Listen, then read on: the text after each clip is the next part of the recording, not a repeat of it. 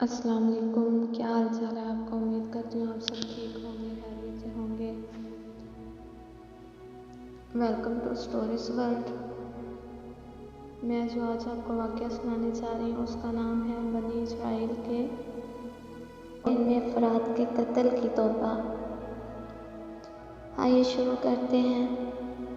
بخاری اور مسلم میں بنی اسرائیل کے قتل کا واقعہ نقل کیا گیا ہے۔ حضور اکرم صلی اللہ علیہ وآلہ وسلم نے اللہ کے یہاں توبہ کی قبولیت سے متعلق صحابہ کرام رضی اللہ عنہ کے سامنے بنی اسرائیل کا ایک قتل کا نہایت خوبصورت اور ایمان افروز واقعہ بیان فرمایا کہ بنی اسرائیل میں ایک شخص چوری ڈکیتی اور قتل میں بہت مشہور تھا اور نہایت معمولی بات پر کسی کو قتل کر دیتا تھا۔ ہوتے ہوتے اس کے ہاتھ سے 99 افراد کا قتل ہو چکا تھا۔ اس کے بعد اس کے دل میں احساس پیدا ہوا کہ مجھ میں تو اللہ کے یہاں جانا ہے۔ چنانچہ یہ فکر بڑھتی رہی اور لوگوں سے متعلق معلومات کرتے ہوئے سرگرداں بڑھانے لگا کہ کیا میری توبہ قبول ہو سکتی ہے یا نہیں۔ کسی عالم شخص سے ملاقات کی فکر ہوئی کہ معلوم کیا جائے کہ ایسے شخص کی توبہ قبول ہو سکتی ہے یا نہیں۔ لوگوں نے ایک عابد شخص کے بارے میں مشورہ دیا اور اس کے پاس جانے کا۔ اس شخص نے اس کے پاس جا کر مسئلہ معلوم کیا کہ کیا میری توبہ قبول ہو سکتی ہے اور کیا میری مغفرت بھی ہو سکتی ہے، جبکہ میں نے 99 انسانوں کی جان لے چکی ہے۔ تو اس عابد کو مسئلہ معلوم نہیں تھا، تو اس نے اپنی عقل سے کام لیا کہ جو آدمی 99 انسانوں کی جان مار سکتا ہے، اس کی مغفرت کہاں سے ہوگی۔ چنانچہ اس نے کہہ دیا کہ تیری توبہ قبول نہیں ہوگی۔ تو اس شخص نے غصہ اور جلال میں آ کر اس کو بھی قتل کر کے 100 پورے کر دیے کہ جب میری توبہ قبول نہیں ہو سکتی تو لاؤ تجھے بھی ختم کر کے 100 پورے کر دیتا ہوں۔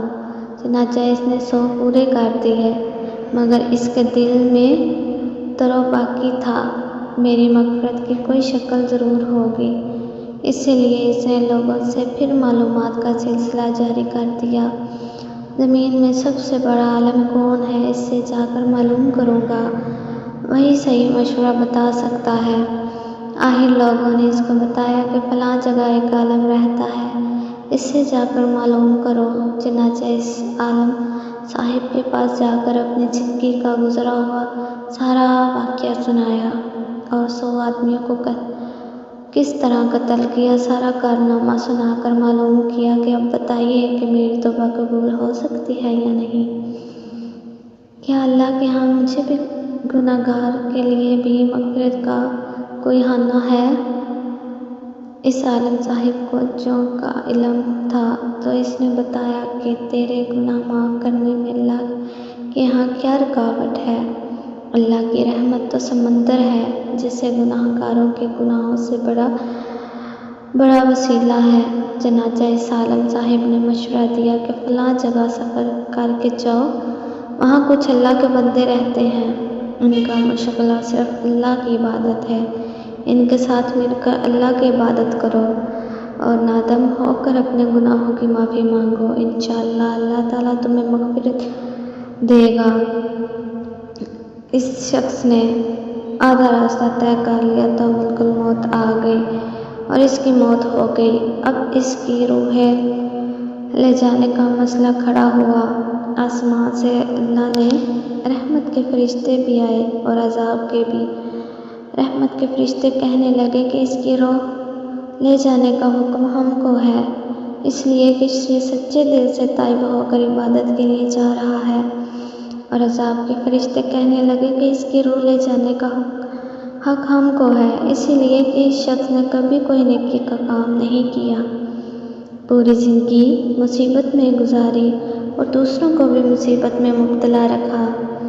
آسمان سے آدمی کی شکل میں ایک فرشتہ آیا، बाइस रवायत से मालूम होता है कि ये आने वाले फरिश्ते हज़रत जिब्राईल अमीन अलैहिस्सलाम थे।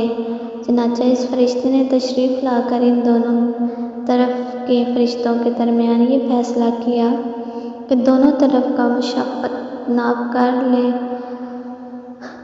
कि जहाँ से आ रहा हूँ वहाँ की मुशाफ़त करीब है या जहाँ जा रहा है वहाँ की, लिहाजा जहाँ की मुशाफ़त करीब हो इस शख्स को वहाँ वालों में शुमार कर दिया जाए।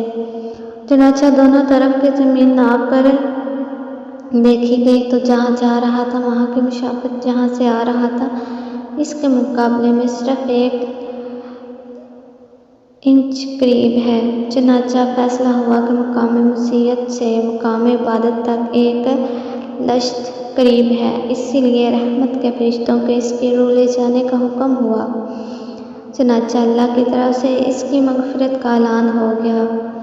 एक रवायत में आता है कितना रज़ियल्लाहु अन्हा फरमाते हैं, हुस्न ने फरमाया, हमसे ये ज़िक्र किया गया कि इस शख्स के पास जब मलकुल मौत आया तो वो शख्स सीने के बल इस ज़मीन की तरफ घसीटा गया। हदीस कुदसी में आता है, मैं अपने बंदे के साथ इसके गुमान के मुताबिक होता हूँ और वो मुझे जहाँ भी याद करे इसके साथ हूँ। बाखुदा अल्लाह ताला इस बंदे की तौबा से इससे ज़्यादा खुश होता है जितनी खुशी तुम में से किसी ऐसे शख्स को होती है जिसका जानवर बेबान में गुम होकर फिर इसे मिल जाए। और जो शख्स एक बार मेरी तरफ आता है मैं एक हाथ इसके करीब हो जाता हूँ और जो शख्स एक हाथ मेरे करीब आता है मैं एक बाग फैलाए हुए दोनों हाथों के दरमियान मुशाफ़त करीब हो जाता हूँ और मेरी तरफ चल कर आता है तो मैं इसकी तरफ दौड़ कर आता हूँ। हासिल मालूम हुआ कि इंसान जब भी सच्चे दिल से तौबा करेगा तो अल्लाह ताला ज़रूर दुआ कबूल करेगा। इंशाअल्लाह ये वाक़या ख़ुसूसन हज़रात के लिए हौसला अफ़ज़ाई और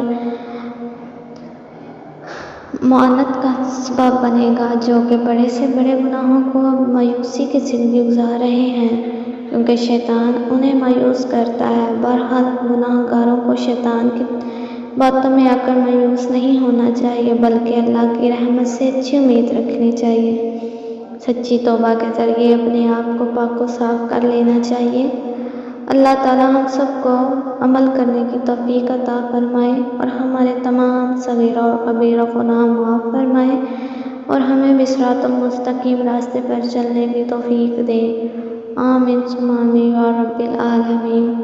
तो ये था आज का वाक़या। उम्मीद करती हूँ आपको अच्छा लगा होगा और आपने इससे सबक हासिल किया होगा।